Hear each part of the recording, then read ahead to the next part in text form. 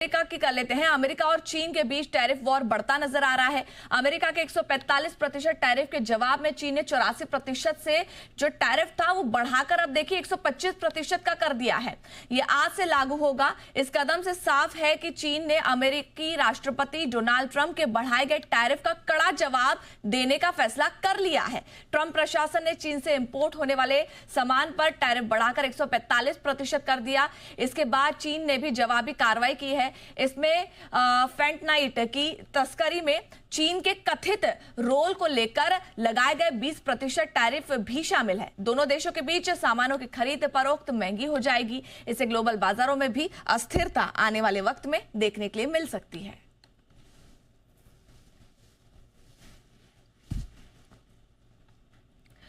तो देखिए, जवाबी टैरिफ पर चीन और अमेरिका का एक दूसरे पर वार जो है वो बेहद ज्यादा पूरे देश के लिए, मतलब पूरी दुनिया भर के लिए खराब साबित हो सकता है।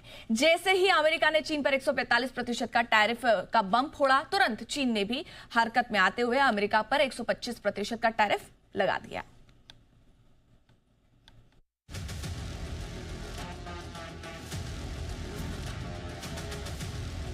बदले के बदले का बदला, ईंट का जवाब पत्थर से।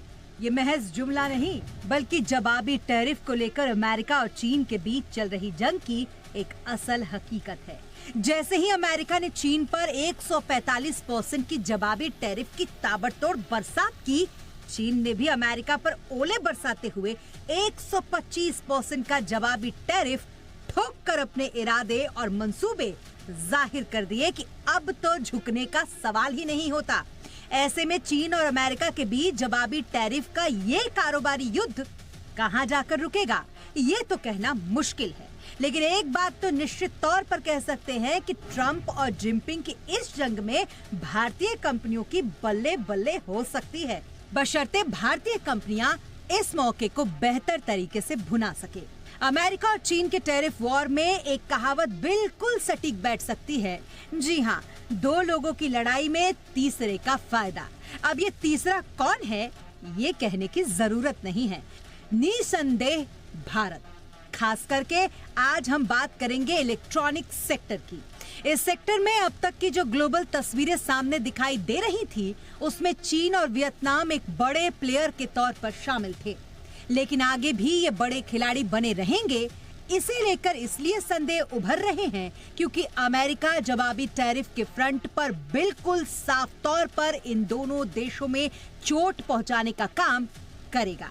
यानी इलेक्ट्रॉनिक सेक्टर के इन दोनों देशों की बादशाहत पर तो असर पड़ेगा ही, साथ ही भारत के लिए इस सेक्टर में तेजी से पांव पसारने का मौका मिलेगा। पांव पसारने का मौका मिलेगा नहीं, बल्कि मिलना तय है।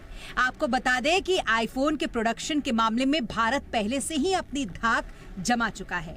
एक आंकड़े के मुताबिक एप्पल हर साल करीब 22 करोड़ आईफोन बेचती है। इसमें यूएस में पहुंचने वाले आईफोन्स में लगभग 20% फोन भारत से आते हैं। ऐसे में चीन पर हाई टैरिफ लगने से अब एप्पल वहां अपने प्रोडक्शन को कम करेगी, तो उसकी भरपाई भारत में प्रोडक्शन बढ़ाकर करना एप्पल के लिए ना केवल मजबूरी होगी, बल्कि समय की मांग भी होगी।